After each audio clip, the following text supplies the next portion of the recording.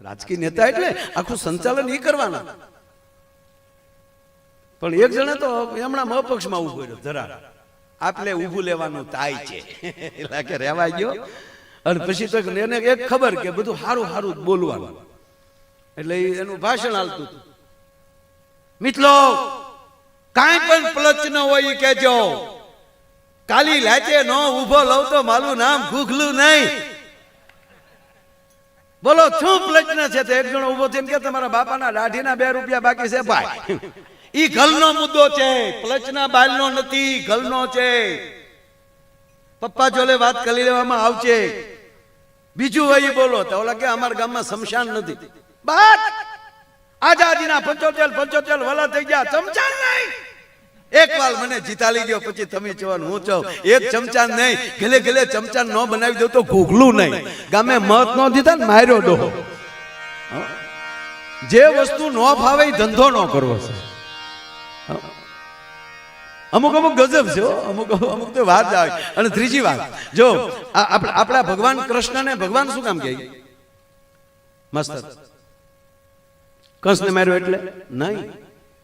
ભગવાન રામને ભગવાન શું કામ કે? કલ્પના તો કરો, 482 વર્ષ પછીનો આ અયોધ્યામાં જે ભગવાન રામલાલા પધાર્યા છે, 482 વર્ષ. બાબર આવ્યો તો અને સમ્રાટ અશોકે જે મંદિર બાપુ બનાવેલું એ મંદિર તોડી ત્યાં ઢાસો બનાવ્યો હતો.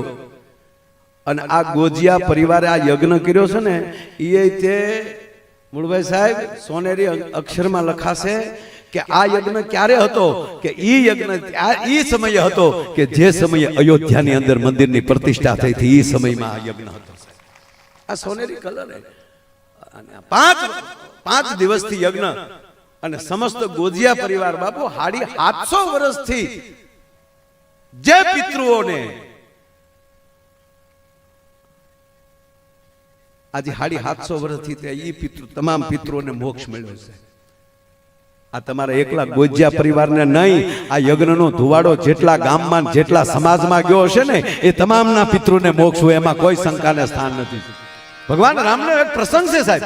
આ ગોજિયા પરિવારમાં પ્રસંગ લીધો એટલે કહું છું ભીખુભાઈ, ભગવાન રામને ખબર પડ્યા, સમાચાર મળ્યા, મહારાજ દશરથે વિદાય લઈ લીધી, પિતાએ વિદાય લઈ લીધી.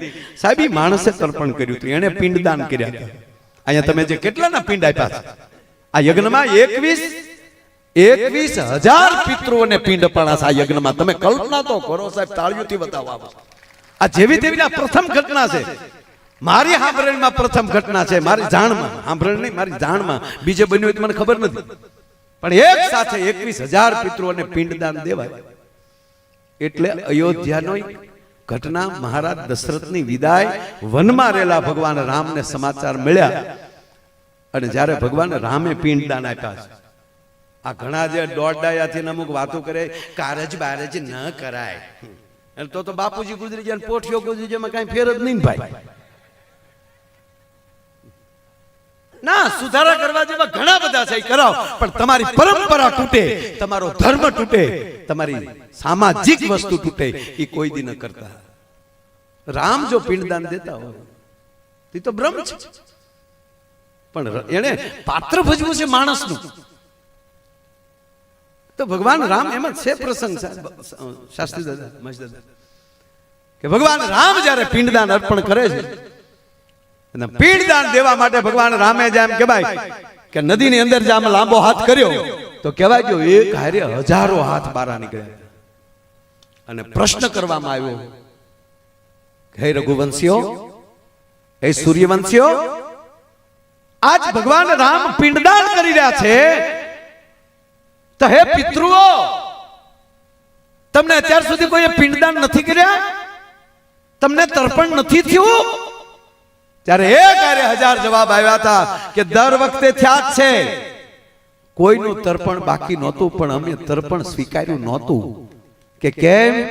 તાકે અમને અમારા ભજન ઉપર, અમને અમારી ખાનદાની ઉપર અને અમને અમારી પરંપરા ઉપર ભરોસો હતો કે એક દી રામ અમારા કુળમાં જન્મ લેશે ને તેથી ઈ તર્પણ કરશે ને તેથી એના હાથે તૃપ્ત થવું છે, એટલે રામની રાહે હતા એટલે અમે તર્પણ નહોતા. તેમ કહેવાય ગયો આ ગોજિયા પરિવારના અત્યારના જે રામસિંહભાઈ બધા તમે જે વડીલો બેઠા ભીખુભાઈ થી લઈ એ પિતૃઓને ખબર હતી કે અમે અહીંયા કઈક પુણ્યદાન કર્યા છે અને અહીંયા દ્વારકાધીશ અમારો આગો નથી, એક દી આવો યજ્ઞ થશે ત્યારે એમ કહેવા ગયો કે અમે તર્પણ, એટલે ટોટલી વસ્તુ જ્યારે આ યજ્ઞમાં જે તર્પણ થઈ છે એમાં કોઈ શંકાને સ્થાન નથી. નહીંતર બે લોભીના પેટના એના બાપનું હરાવા ગયા હરિદ્વારો. એ કે બધા જ કહે છે તો આપણે જાવું પડે.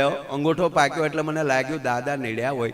તારો દાદો અંગૂઠો પાકવામાં આવે તે તર્પણ કરવા ગયો હરિદ્વાર અને હાવ લુખેશ પાસે ગોરબાપા ગોત્યા ન્યા લઈ. અને તીર્થના દાદા તો આપણા ગોરબાપા એવા જ હોય કે હામો જેવો વ્યક્તિ હોય ને એ એટલામાં એ પોતાની રીતે પોષણ કરીને અડધી વસ્તુ એની ઘરની નાખી દે કે ભાઈ આની પાસે અમુક વિધિ ન હોય તો આપણી પાસે છે એ બધું કરી નાખશું. એટલે ન્યા ગયા એટલે ગોરબાપાએ કીધું કે હાથ ધાન લાવો. એ કે દાદા એક કે ધાન નહોતું ને એમાં તો પિતૃ ગયા, બાકી ધાનના જોગ હોય તો એ તો હજી જીવત આમાં બે હતી કે ધાન તો નથી. કે સારું એમાં અહીંથી કરી નાખશું.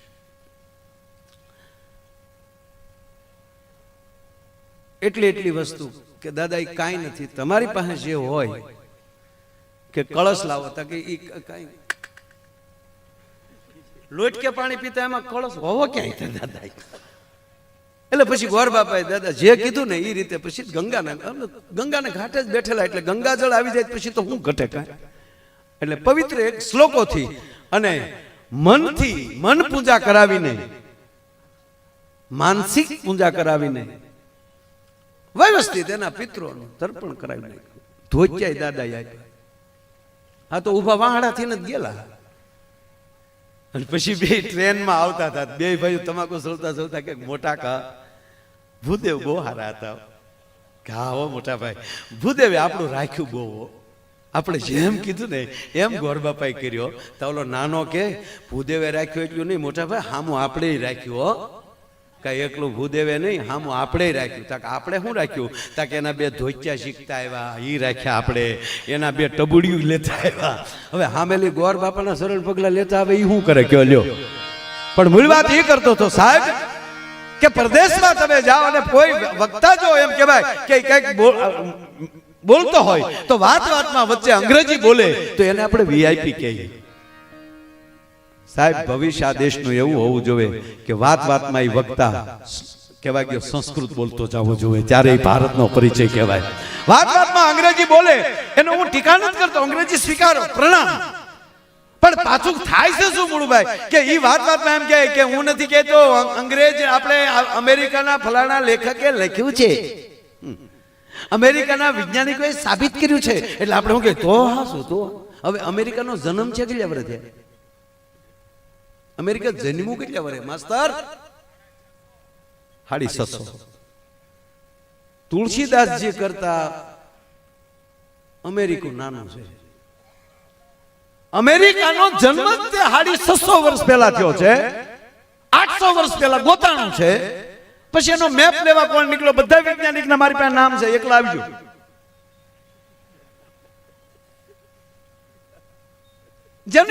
જેની સ્થાપના તે જેની 650 વર્ષ પહેલા એનો જેનો જન્મ થયો ઈ અમેરિકા કે યાદ વિશ્વ સત્તા લઈ ગયો. શું કામ? ઈ લોકોને ખબર હતી કે આપણી ભાષા બીજાને પહેરાવતા શીખવાડો, આપણા કપડા બીજાને પહેરાવતા શીખવાડો. આપણે તકલીફ શું પડી? આપણો સંસ્કૃતનો શ્લોક બીજાને આપણે શીખવાડી ન શીખ્યા, મોટી વાત. તો 650 વર્ષ પહેલા જેનો જન્મ થયો ઈ અત્યારે કઈ સાચું તો કહેવા ગયો મારો દેશ કેવો છે? 1250 વર્ષ પહેલા બાપુ અહીંયા નાલંદા જેવી વિદ્યાપીઠો હતી, વલ્લભી જેવી વિદ્યાપીઠો હતી. અને ઈ કરતાય કહું સાહેબ 5500 વર્ષ પહેલા यदा यदा हि धर्मस्य ज्ञान निर्भवति भारतम अभ्युत्थानं धर्मस्य तदात्मानं सुजाम्यहं परित्राणाय साधूनां विनाशाय सदुष्कृतां धर्म संस्थापनार्थाय संभवानी युगे युगे ઈ 5500 વર્ષ પહેલા ગીતા જેવો ગ્રંથ નારાયણ કૃષ્ણએ આપ્યો હોય.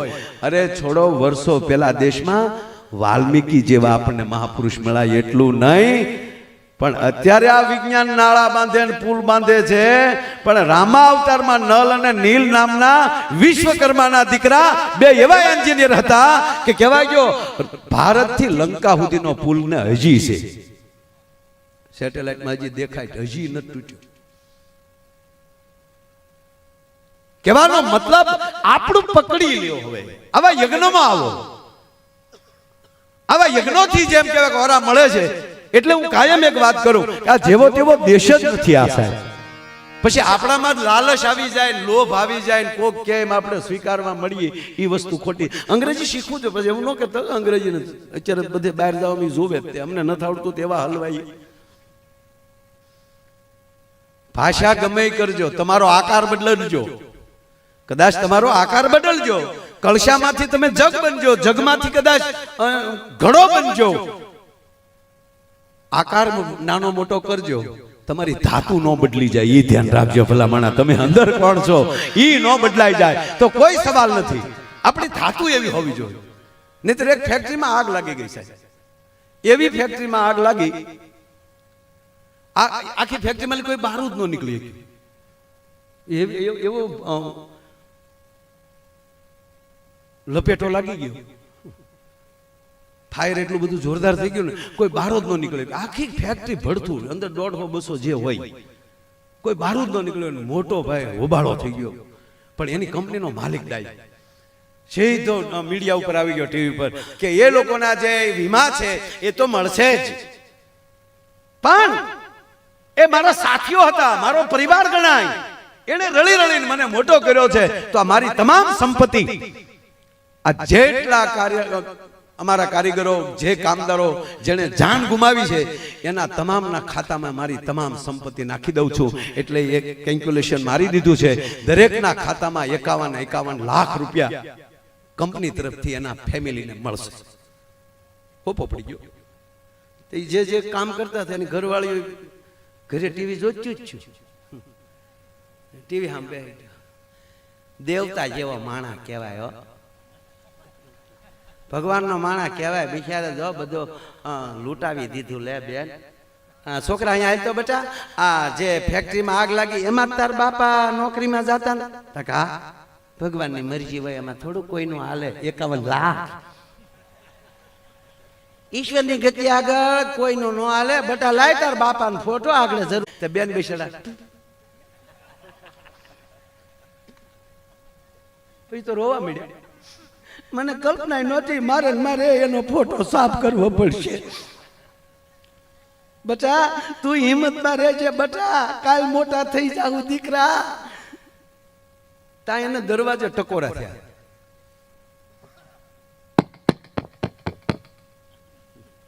આમ ટકોરો થયો ને તો બેને દરવાજો ખોલ્યો તો ઘૂઘુ સામો ઉભેલો ને માવો સોળે. તો બેન ટક્કર લઈ ગયા કે આ ક્યાં થયા?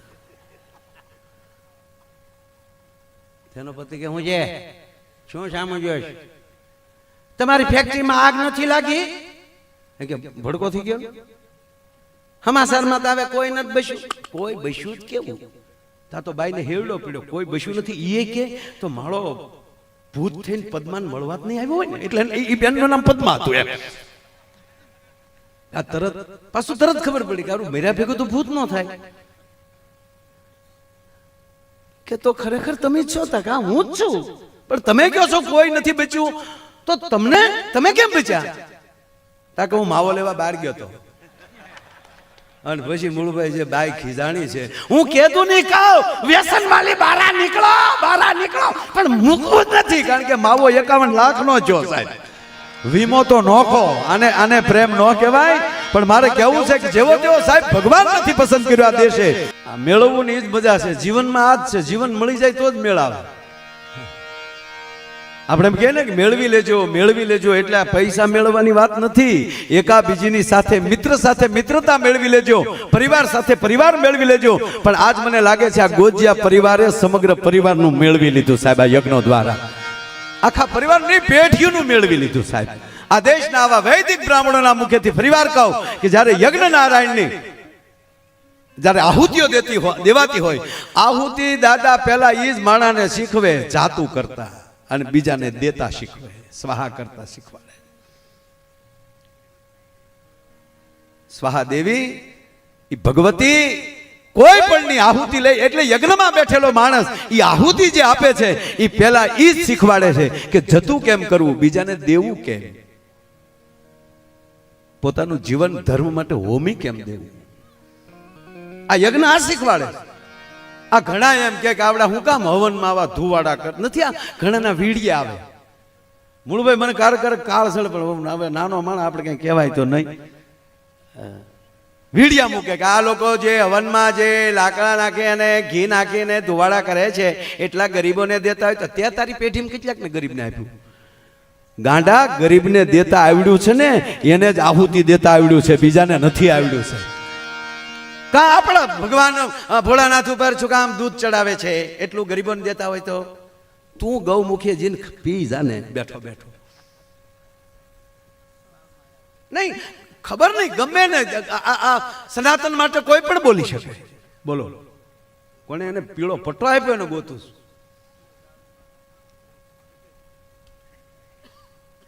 એક તોલું ઘી, એક તોલું ગાયનું દૂધમાંથી બનેલું ઘી, ઈ એક તોલું ઘી બળે ને બાપુ 1 ટન ઓક્સિજન આપે છે. પ્રયોગ કરી લેવાની છૂટી. આ કોરોનામાં આપણે પોણા બેસ્યા ને એનું કારણે આ જ હતું. જે હવનની પાસે હતા કોરોના જ નથી, પૂછ્યો જેને હોય. યજ્ઞની નજીક હતા, મને નથી થયો લ્યો, નકર હું રોજ બાપુ 5 જણાને અડતો. કોરોના ને અમારી જે ત્યાં 100 બેડની હોસ્પિટલ કરી હતી, હું કાયદેસર બધાની બેડ ઉપર બેસી, માડી હોય બાપા હોય એને કપાળ ઉપર આમ હાથ મૂકીને ઘડીક માથું દબાવતો કે દાદા તમને કોરોના હોય તમને અડું ખરો. તાતી ટાઈસ એમ એમ મને હાજા થઈ જતા. ખરેખર કોરોનાથી નથી મર્યા ને, એટલે બીકથી બહુ મર્યા.